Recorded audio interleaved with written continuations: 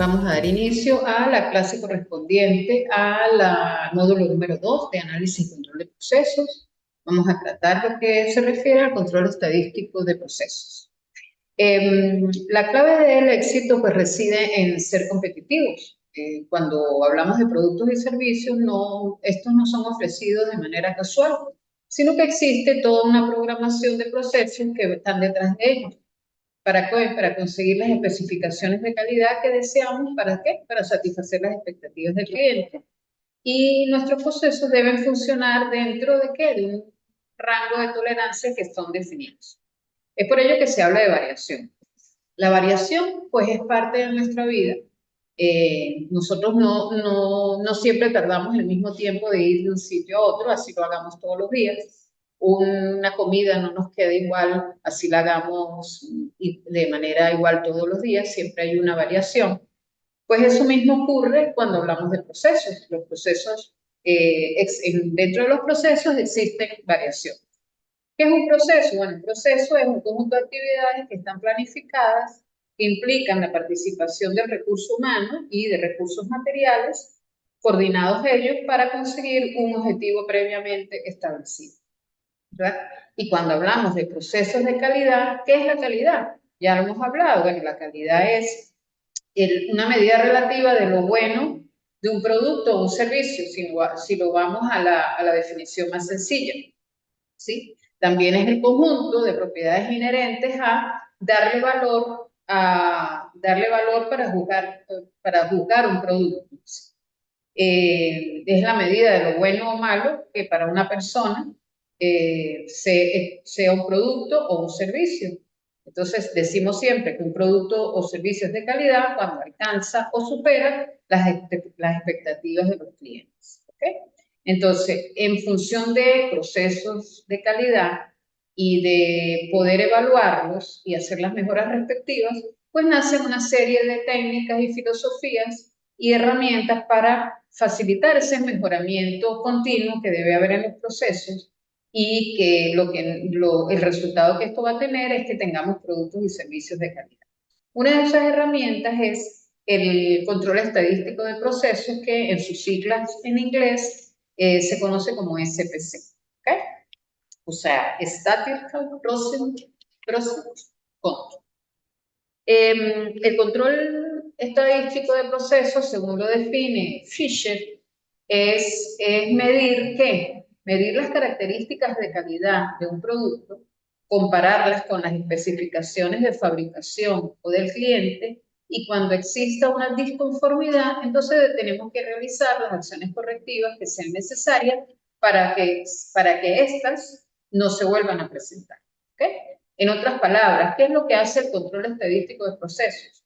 No, lo utilizamos para monitorear y controlar los procesos productivos, con el objeto de ¿qué? De identificar y prevenir posibles desviaciones, posibles variaciones, ¿verdad? Que resulten, por ejemplo, si hablamos de productos, en defectos en los productos, ¿sí? ¿Cómo se logra esto? Bueno, esto se logra cuando yo hago un análisis y un seguimiento de datos que recojo, y el análisis se hace de manera estadística. O sea, yo recojo una serie de datos, utilizo una serie de herramientas estadísticas como el promedio, el rango, la desviación estándar, ¿verdad? Y en función de eso hago el análisis y determino cómo está mi proceso. Entonces, yo recolecto esos datos en tiempo real con el fin siempre de detectar la variación o desviación que pueda afectar la calidad del producto final. Y esa herramienta, el control estadístico de procesos, me permite tomar medidas correctivas y preventivas para evitar que se generen productos no conformes o productos con defectos. ¿Ok? Entonces, cuando hablamos de control estadístico de proceso, hablo de que un proceso se hace predecible en el tiempo, y entonces yo puedo, el uso de esa herramienta me permite ver si el proceso está en control, ver si está fuera de control y ver la mejoría de ese proceso cuando hago el análisis respectivo, ¿sí? Entonces, si nosotros hablamos de cuáles son los elementos principales que forman parte de que el control estadístico del proceso sea exitoso, hablamos de un análisis para entender el proceso, los métodos para medir el proceso y el liderazgo para cambiar el proceso. ¿Okay? Esos son los elementos principales que me permiten tener un control estadístico del proceso exitoso. Ahora bien, cuando hablamos de cuáles serían las mejoras o beneficios que me va a reportar a mí el introducir esta herramienta en mis procesos productivos, bueno, yo puedo hablar de que se disminuyen los costos ya que se reducen errores. Puedo hablar de que se eliminan actividades que no agregan valor al proceso productivo, ¿verdad? Porque todo eso nace, o sea, todo eso surge del análisis que yo hago. Se identifican cuellos de botella y demoras en el proceso. Se evita que incumplamos con lo que está establecido y parte del análisis es que haciendo todas esas medidas correctivas nosotros podamos mejorar la productividad y aumentar, por supuesto, la satisfacción de nuestros clientes, que finalmente eso es lo que buscamos todos, que nuestro trabajo, ya sea en productos o servicios, traiga una satisfacción al cliente. ¿Okay? La herramienta que se utiliza en el control estadístico de procesos son los gráficos de control. Más adelante vamos a definirlos de manera sencilla para que tengan una idea de qué se trata. ¿Okay? Volvemos un poco a lo que es la variación, ¿sí? Entendemos por variación todos los cambios que ocurren en el valor de una característica establecida. Si esa característica que establecemos es, por ejemplo, el espesor de una pieza cambia, eso es una variación. Y nosotros tenemos que ver por qué se produce esa variación. Entonces, como estamos hablando también de un control, pero estadístico, en estadística es muy importante diferenciar qué variables están en juego cuando están en juego en una situación. Esas variables son las variables cuantitativas y las variables cualitativas. Entonces, un proceso, metámonos un poquito en lo que es el control de los procesos, ¿no? Hay procesos donde están presentes variables, que se dicen variables y otros por atrás. En el control de procesos que se habla de variable, la variable que está presente es la variable cuantitativa, o sea, es una variable que ustedes pueden medir, que nosotros podemos medir, como el peso, la longitud, el diámetro, ¿ok? La temperatura, o sea, que ustedes o las personas le podemos dar un valor, ¿ok? Cuando se habla de un control de procesos por atributo, nos estamos refiriendo a una clasificación entre productos que tienen cierta característica. O sea, por ejemplo, el color. ¿Sí? No medimos el color, ¿verdad? Pero esa es la característica que al color no le podemos dar o no lo podemos asociar a un número, ¿sí? Pero esa es la característica, el atributo que estamos midiendo o que estamos analizando de ese proceso. ¿Okay? Entonces, cuando hablamos de cuantitativo, podemos medirlo. Cuando hablamos de cualitativo, pues hace referencia a la calidad y no es medible. ¿Ok? Entonces, esas son las dos variables que tenemos que identificar y que de hecho están asociadas al control de procesos. ¿Ok?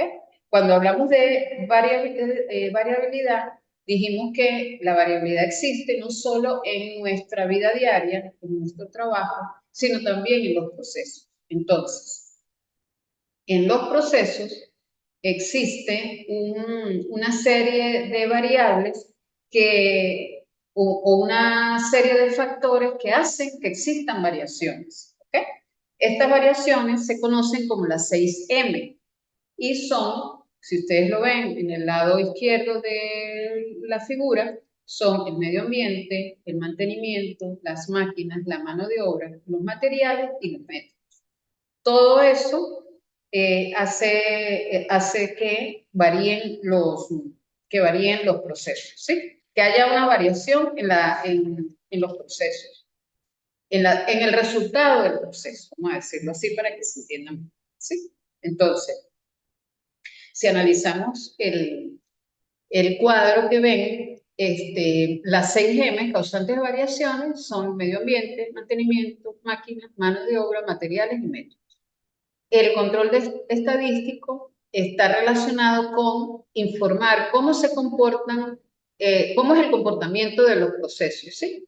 ¿Para qué? Para saber si está fuera, está dentro o fuera de control. Si está fuera de control, pues establecer las medidas correctivas sobre los procesos.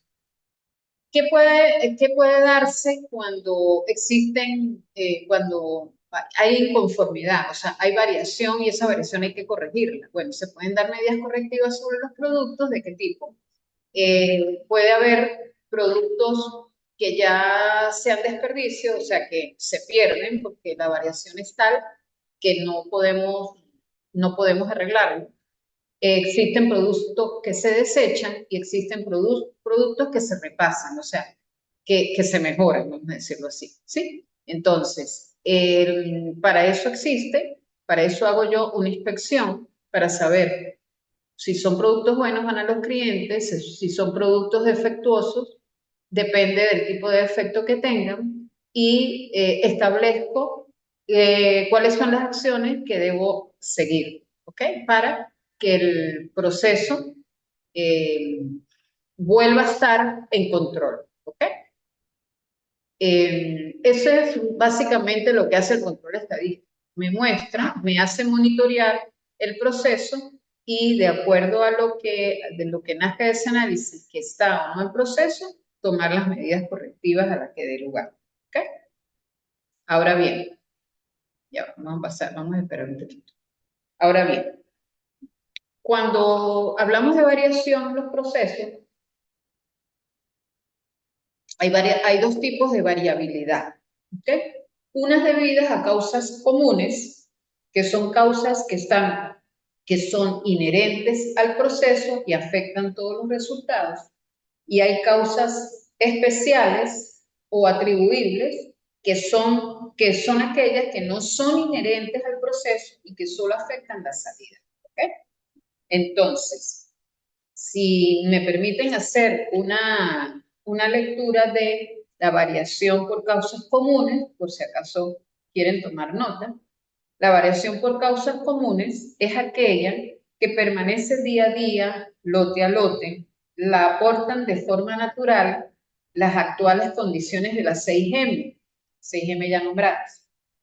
Esta variación es inherente a las actuales características del proceso y es el resultado de acumular o combinar diferentes causas que son difíciles de identificar y de eliminar, debido a que son inherentes al sistema y porque su contribución individual es tan pequeña que no causa problemas significativos.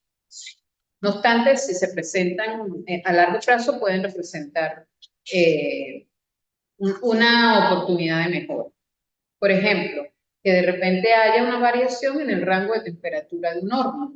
Es posible que el rango de variación haya sido tan pequeño, ¿verdad? Que es muy común que se dé y no afecta el proceso como tal. ¿Ok? Ahora bien, se presenta la variación por causas especiales o causas atribuibles a es generada por situaciones o circunstancias especiales que no están permanentemente en el proceso. Por ejemplo, si se presenta la falla ocasionada por el mal funcionamiento de una pieza de la máquina, el empleo de materiales no habituales o el descuido no frecuente de un operario o un operario que no tenga no esté capacitado para manejar la máquina. Esas son causas especiales que por su naturaleza pueden ser identificadas y pueden ser eliminadas, ¿sí? ¿Qué hacen los gráficos de control? Los gráficos de control se utilizan para distinguir entre estos dos tipos de causas, ¿sí? Se dice entonces que si un proceso trabaja solo por causas comunes de variación, el proceso es estable, ¿sí? Es parte de la cotidianidad. Pero si y que su variación a través del tiempo es predecible y el producto que sale dentro de ciertos límites que son permitidos. Si existe una causa especial, entonces la variación de salida está fuera de los límites, quiere decir que el proceso está fuera de control. ¿Okay? Entonces, por ejemplo, imagínense una línea de producción que empieza a sacar con defectos unas latas. ¿Okay?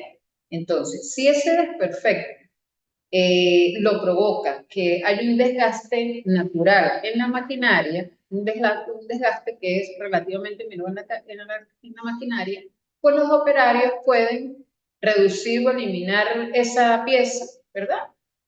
Arreglarla, limarla, qué sé yo, y reemplazar esa parte y está arreglada la causa que pueda producir esa variación o ese desperfecto. Pero si en cambio las latas salen melladas o salen con desperfecto, ¿por qué? Porque la administración está comprando hojalata de menor calidad, ¿sí? En un esfuerzo de qué? Pues obviamente de reducir costos, ¿sí? O entonces, si esa es la causa, entonces uno no puede hacer nada, ¿sí? No se puede resolver. Obviamente salen, o sea, se puede resolver cuando arreglo la causa especial que es que tendría que mejorar la política de compra la empresa, pero no puedo mejorar que sigan saliendo con desperfecto, no puedo corregir que sigan saliendo con desperfecto las latas, ¿correcto? Entonces, eso es un ejemplo de cuando las causas son comunes, están dentro de control, dentro de los límites establecidos, y cuando es una causa especial, entonces ya tengo que tomar las acciones correctivas y el gráfico de control me lo muestra. ¿Ok? Entonces, ahora sí, ahora este es un gráfico de... Estas son las partes que forman parte que distinguen un gráfico de control. Como les dije antes, existen gráficos de control, existen tipos de gráficos de control en los cuales no quiero ahondar porque es fácil de encontrar en la literatura. Mi intención y relacionada con la especialidad que ustedes cursan es que sepan que existe una herramienta que los puede ayudar en un momento determinado, ¿sí? Que estén al tanto de eso. Existen gráficos, o también los llaman cartas de control, para variables que son de tipo continuo, o sea, variables cuantitativas, por ejemplo, volúmenes, voltajes, pesos, longitudes, ¿sí? Y existen otras, dependiendo del atributo que usted quiera medir. Por ejemplo, número de defectos, uno de los más comunes es el número de defectos o número de errores que se presentan en un proceso, ¿sí? Existen de manera general para variables continuas, para variables atribuibles.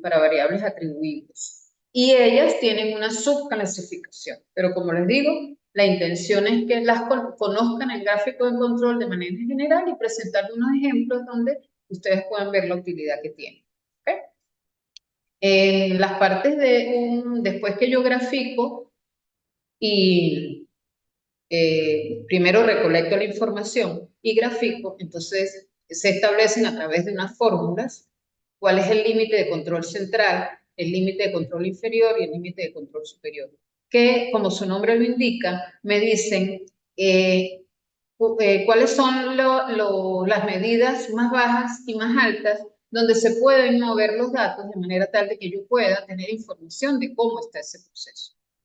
De manera sencilla, cuando hay puntos en la gráfica que se salen de los límites establecidos, automáticamente podemos decir que el sistema está fuera de control y podemos analizar qué pasó en ese momento, porque bueno, hay algunos que son en función de días, bueno, de eso lo vamos a ver ahorita.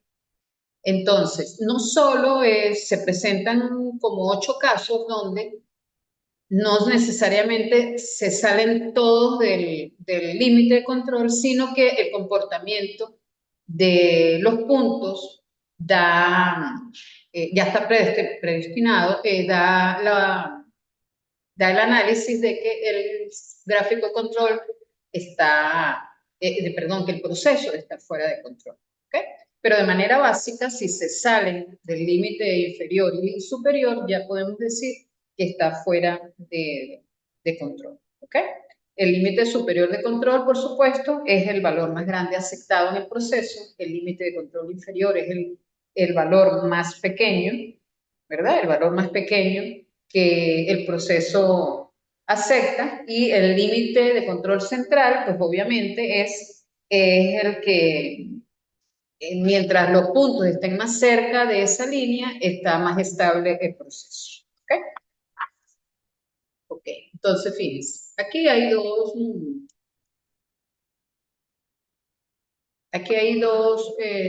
gráficos de control, dos ejemplos pues, de gráficos de control.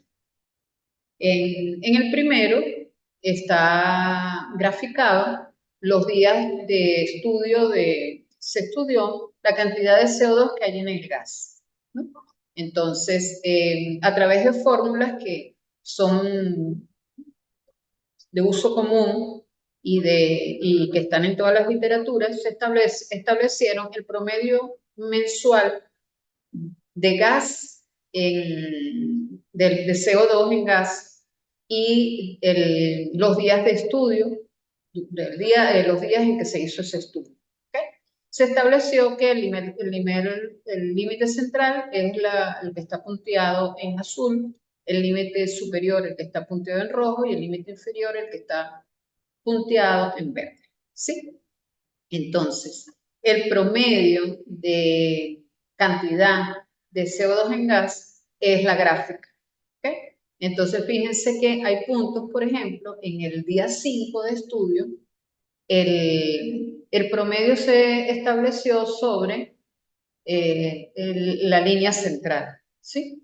Pero en el primer día está justo en el límite, en el valor más bajo que se permite, pero en el día 6 está por encima del nivel que se permite de gas, de CO2 en gas. En los días 10, 11, 12 pasó lo mismo. En el día 18 bajó, o sea, es muy poquito el CO2 que se le colocó al gas, ¿sí? Entonces, ¿qué nos permite ver eso? Nos permite situarnos quizás en el día 9, por ejemplo. Entonces, ver qué pasó ese día, quiénes eran los operarios, si se detectó algún problema en las máquinas que hacen el llenado, igual en el día 18, ¿verdad? Si estaban operarios que no tuvieran capacitación, qué sé yo. Lo que nos permite es ver y analizar qué pasó ese día para poder corregir esa situación. Que, por ejemplo, se corrige en los primeros días del mes de octubre, y cuando se vuelva a analizar en el mes de noviembre, ya esa gráfica esté mucho más estable de lo que está ahorita. Y van corrigiendo la cantidad de CO2 permitida en el gas. ¿Okay? En el siguiente ejemplo está el porcentaje de errores que presenta el lote de un producto X. ¿Sí? Entonces, en el eje de las X, se puede decir, está el número de muestras. O sea, cada vez que yo tomé un lote de muestras, lo identifico ahí, y a través de las fórmulas establezco que existe la fracción de 0.0, es el valor más bajo que puede tener de porcentaje de error el lote, pero que el 0.120 era el más alto, y que entre 0.060 es el normal. Fíjense que ahí algo pasó en el lote número 12, que se salió del rango, y en el lote 3 y 4 pegó en el límite inferior, ¿sí? Y no pudiéramos decir que el proceso está en control, porque no se ve como estable la gráfica, ¿sí? Entonces hay que analizar qué pasó en esos lotes, cuando se tomaron esos lotes, porque obviamente todo está documentado. ¿Okay? Acuérdense que graficar es la última parte del proceso. Hay que recolectar los datos, tabularlos, hacer uso de las fórmulas respectivas para poder graficar y poder después analizar lo que está pasando. ¿Okay? Ok, aquí ustedes van a ver un ejemplo de gráfico control donde estaba el promedio de tiempo de una persona que estaba atendiendo una caja rápida en un restaurante. ¿Sí? Esto es un ejemplo. ¿Sí? Este ejemplo fue tomado, los datos fueron tomados durante 3 semanas, de lunes a domingo, ¿verdad? Y fueron tomando el tiempo de esa persona en la caja rápida. ¿Okay? Y los promedios de tiempo pues están establecidos en el eje de la Y. ¿Okay? Entonces, a través de las fórmulas se dice, y bueno, y los días que se tomaron, ¿sí? El día 1 es el día lunes, día 2, martes y así sucesivamente. Entonces, cuando hacen acuérdense que en el eje de las Y es un promedio. ¿Okay? Entonces, el día lunes, en promedio, el joven atiende y dura en atender a las personas como 35 segundos. La media normal está establecida en 37 minutos. ¿Okay? Entonces, fíjense el comportamiento de el día lunes el día lunes es el 1, el día 7 es el domingo. Fíjense que dura casi 41 minutos en atender a la persona y eso le repite los días, durante los fines de semana de esas 3 semanas. Eso les permite a la persona que está analizando ver qué pasó. Puede suponer que ese joven, ese operador, está toda la semana atendiendo personas y ya cuando llega el fin de semana, obviamente, como es fin de semana, el volumen de personas que piden en el restaurante es más alto, ¿sí?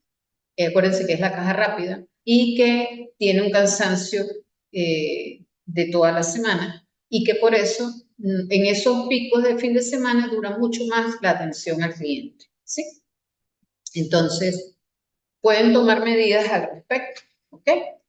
¿Qué medidas pueden tomar? Bueno, una de las medidas es conversar con el joven a ver si hay alguna causa que no conocemos y que no puedo analizar a través del gráfico, ¿sí?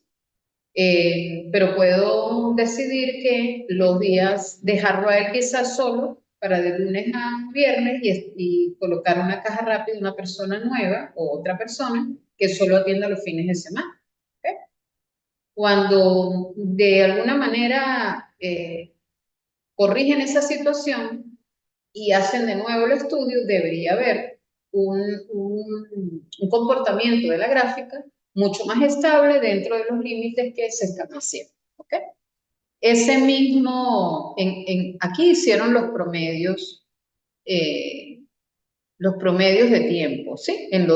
Fueron 3 semanas, en los 3 lunes que atendieron, en los 3 martes, en los 3 miércoles. ¿Okay? Cuando hicieron la tabla, colocaron los días, colocaron los segundos durante los minutos que duraba la persona durante esas 3 semanas, establecieron el promedio, pero también establecieron el rango, ¿verdad? Recuerden que hay gráficos, hay diferentes tipos de rango de tipos de gráficos de control, hay unos relacionados con los promedios, otros relacionados con los rangos.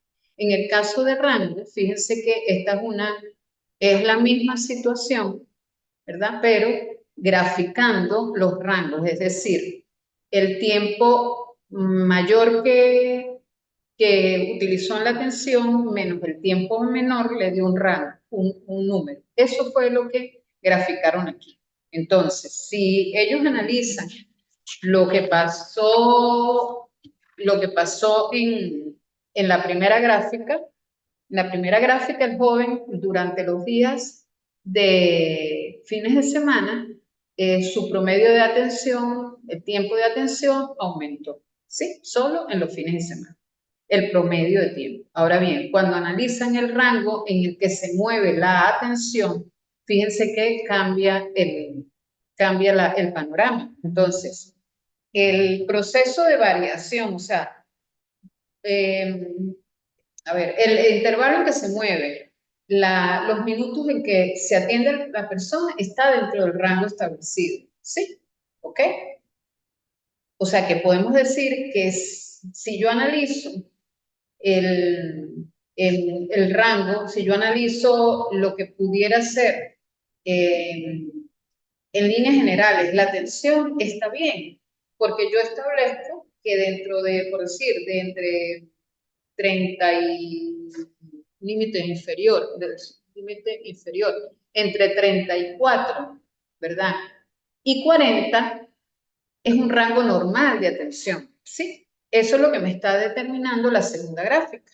Entonces, si yo tomo en cuenta el intervalo que yo considero normal para la atención, el tiempo entre 32, todo el mundo dura entre 32 y 40 minutos en atender, ese proceso es estable, está dentro de los estándares que necesita el restaurante que se cumplan. Pero si yo tomo en cuenta el tiempo requerido de atención al cliente, me doy cuenta que no y que tengo que tomar una decisión.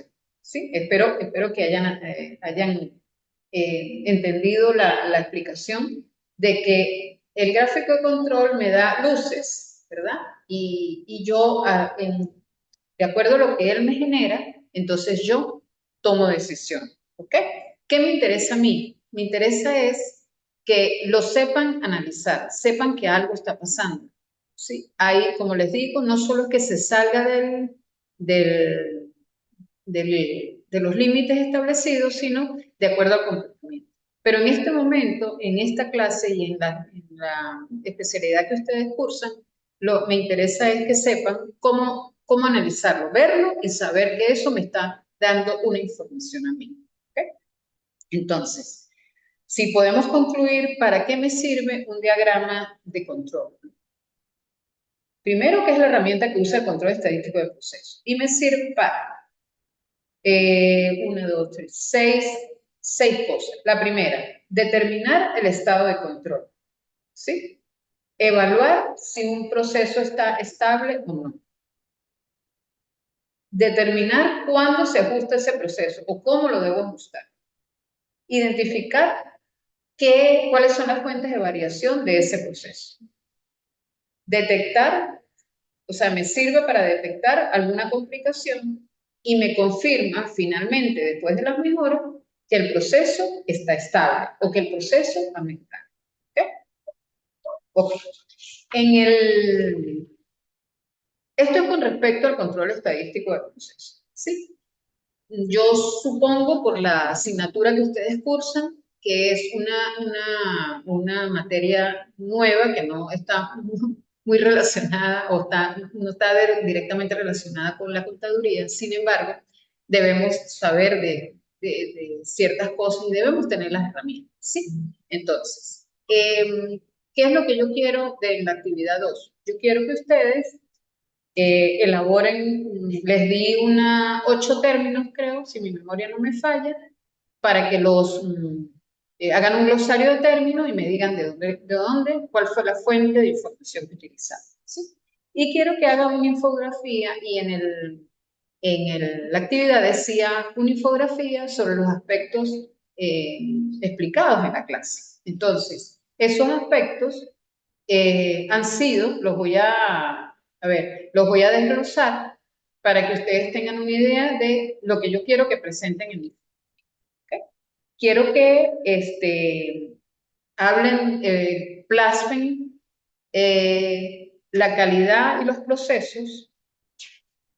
Quiero que plasmen la variación o variabilidad. Quiero que plasmen qué es el control estadístico de procesos y cuáles son las bondades, o sea, ¿Para qué sirve el control estadístico de procesos? Quiero que escojan lo más importante para ustedes de los gráficos de control. Ya sea que quieran colocar sus partes, que quieran decirme, ahondar un poquito más en los tipos, y la utilidad que les da, la utilidad que ustedes perciben que tienen los gráficos de control. ¿Ok? Eso es lo que yo quiero que plasmen en la infografía. Además de que quiero que contesten esta pregunta. O sea, quiero que me den su opinión. Quiero que me digan si es útil un gráfico de control donde esté representado el número de errores de facturación que hubo en cada mes del segundo trimestre del año 2023. O sea, pues ustedes están viendo, van a visualizar un gráfico de control donde se colocaron